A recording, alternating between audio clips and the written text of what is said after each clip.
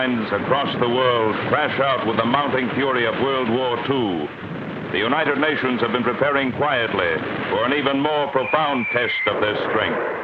The rebuilding of the war-shattered countries, the planning of peace.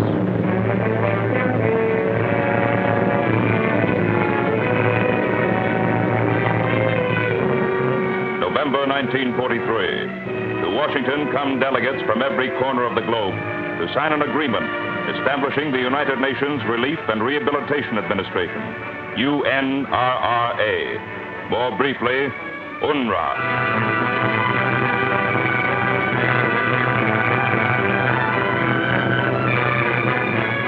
Like the United Nations Conference on Food and Agriculture, held earlier in the year at Hot Springs, Virginia, UNRRA is only one of the outward expressions of the determination of the peoples of the United Nations to plan their post-war lives cooperatively and internationally.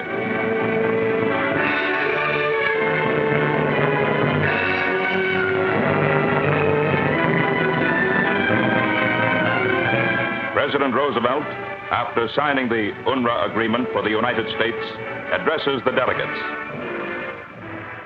Here in the White House, seated about a table in the historic East Room, are representatives of 44 nations, United Nations, and those associated with them. The people of these 44 nations include approximately 80% of the human race, now united by a common devotion to the cause of civilization and by a common determination to build for the future a world of decency and security, and above all, peace.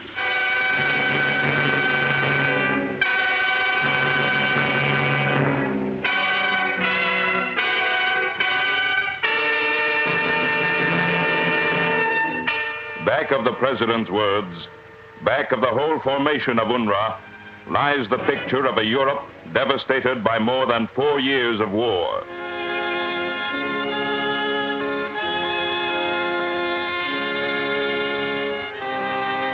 In Poland, death, desolation, and disease have become the common experience of a whole nation.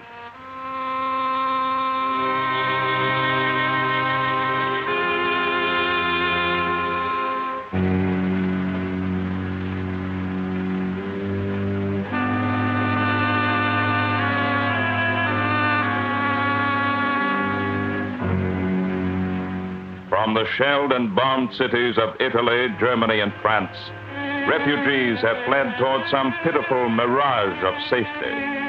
Close to 30 million Europeans have been driven from their homes or shipped like livestock from one country to another to serve as slave labor or to satisfy the hateful racial ideas of the enemy.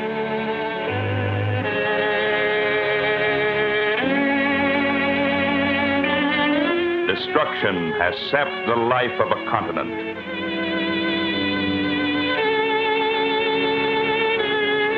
Millions of homes of the common man lie in irreparable ruin.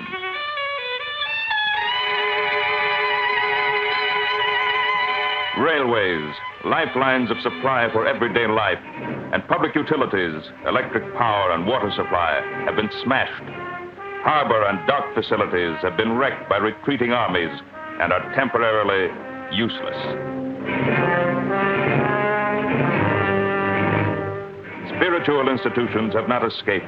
Their work, essential in the life of the community, cut off. The burning of the books started in 1933. It is still going on.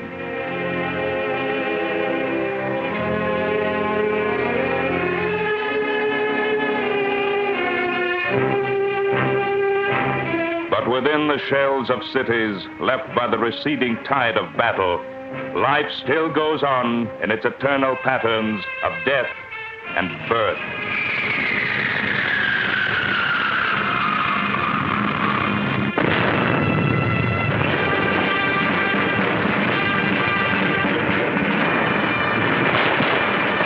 As the war slashes into its 5th year and the United Nations armies advance toward the heart of Europe, the lives of thousands of Europeans have become the responsibility of the Allied governments.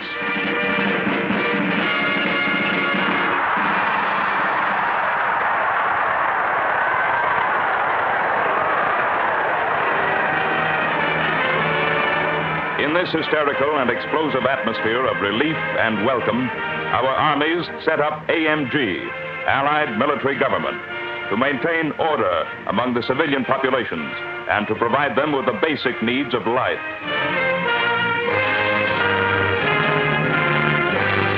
AMG's greatest task is to supply food and medical services to thousands of men, women, and children who for years have been suffering from malnutrition and ravaged by disease.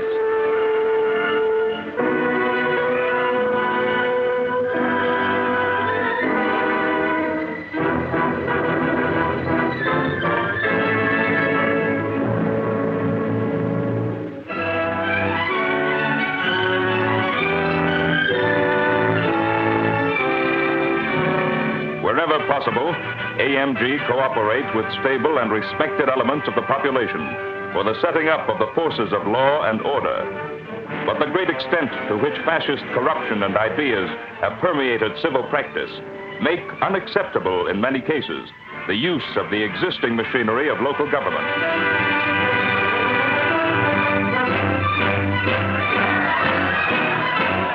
To these difficulties is added the complex situation which AMG, as a branch of the fighting armies and geared to the military machine, finds beyond its scope.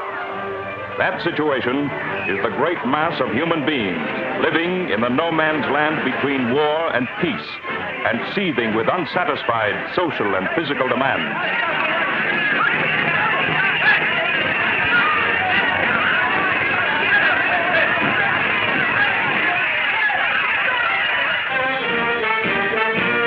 It is such human demands that UNRRA will have to meet as it takes over civil government from AMG.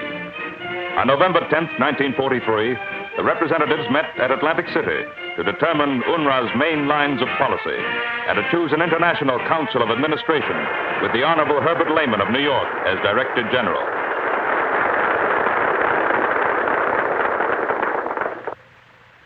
We will be confronted with a spectacle of nation after nation, dangerously undernourished, menaced with disease, in dire need of food, of medicines, clothing, and shelter. We will be confronted with the tragedy of millions upon millions of people, both in Europe and in Asia, uprooted from their homes and separated from their families. In approaching the task which lies ahead, one cardinal principle, it seems to me, above all else, should motivate our actions and govern our policies. That is the principle of helping people to help themselves. We have been called upon twice within the span of a lifetime to devise a peace in which all men can live in freedom from fear and from want. We failed once. We dare not fail again.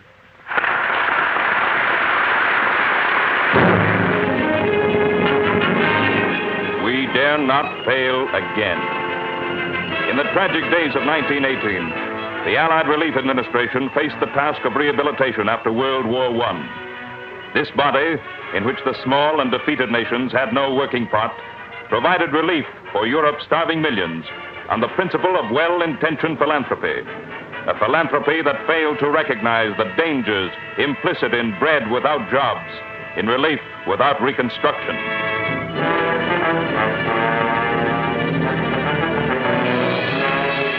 Embittered Europeans remember Allied charity as a symbol of their defeat and humiliation as individuals.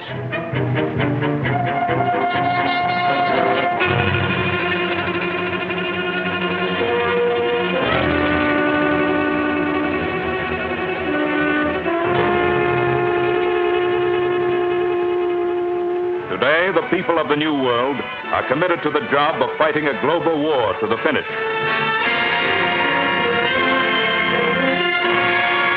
Every man, woman, and child has found that in some way, no matter how small, he or she can contribute something of importance to the country's war effort.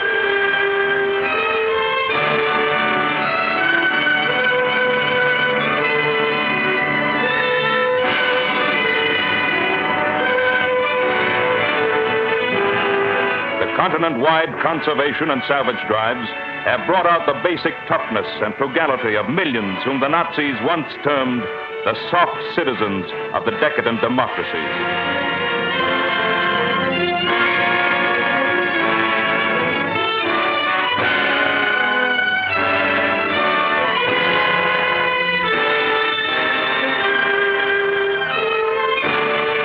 Rich and poor alike have seen the necessity and good sense of food rationing.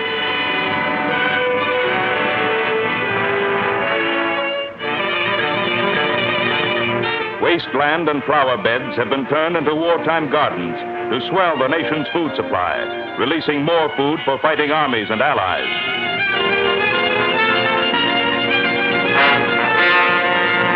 The rich natural resources of power, minerals, and timber have been poured into war production. The manpower of the New World has made possible the rapid conversion of heavy industry from peacetime to wartime activity on a gigantic scale.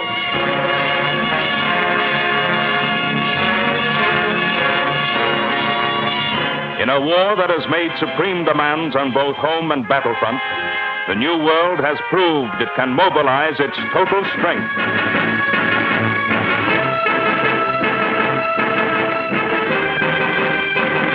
From the factories, from the farms of this great land, surges an ever-increasing river of foodstuffs and armaments, flowing to the seaboards, east and west.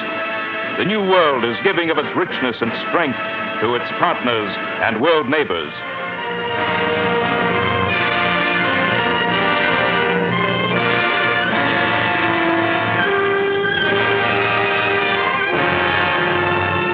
From the great warehouses built to collect the supplies stemming from every corner of Canada and the United States, the convoys edge out across dangerous seas to Liverpool, Sydney, Algiers, Murmansk, bringing material strength to our allies fighting a destructive war on their own soil.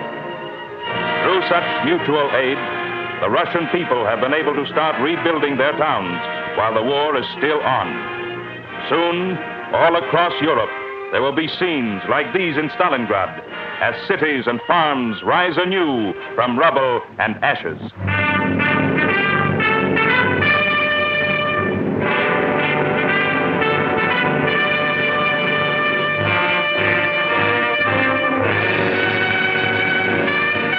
To make this reconstruction possible, the New World will be called upon to provide basic supplies for Europe during at least 2 years after the cessation of hostilities. This will be done through UNRRA. In the first 6 months alone, Europe will need 5 million tons of wheat to be provided mostly from the farms of Canada. Eggs and egg powder from the United States and Canada will supplement the huge requirement of 800,000 tons of meat. Europe is in rags. Clothing will have to be provided to protect health and life itself. Medical supplies and equipment will be of first importance at a time when epidemics and bodily breakdowns will be on the increase. Most of these relief measures will be useless unless European agriculture is restored on a sound working basis. The New World must be ready to supply agricultural machinery in great quantity. Fertilizers to enrich impoverished and scorched soils. Seed for planting, since vital seed reserves have been used for food. And to further enable Europe to produce 4/5 of its own food supply, livestock will be required to replenish its depleted herds.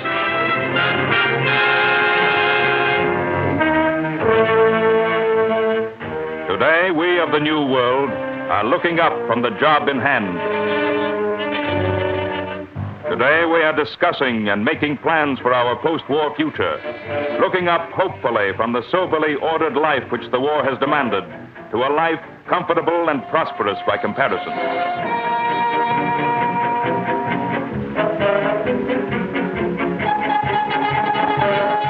But we realize that the quality of our future lies not alone in fine cities, in beautiful homes and gardens which we see as our human right.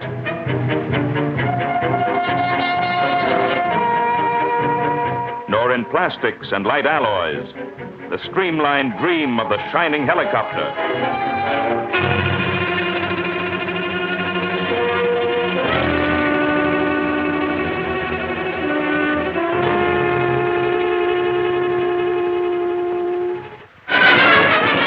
And above all, our future does not lie alone in the victory of our armed forces.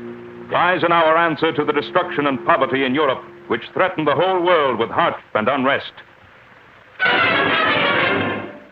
In UNRRA, we have taken a first step toward bringing to these people of Europe a freedom from fear and want upon which our own freedoms depend. Prosperity, like peace, is indivisible.